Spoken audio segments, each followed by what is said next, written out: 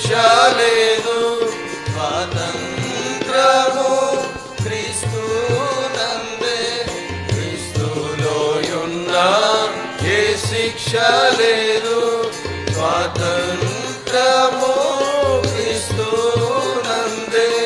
క్రీస్తే పరమున కూర్చుండబెట్టి, క్రీస్తే పరమున కూర్చుండబెట్టి కొత్త సృష్టిగా చేసే.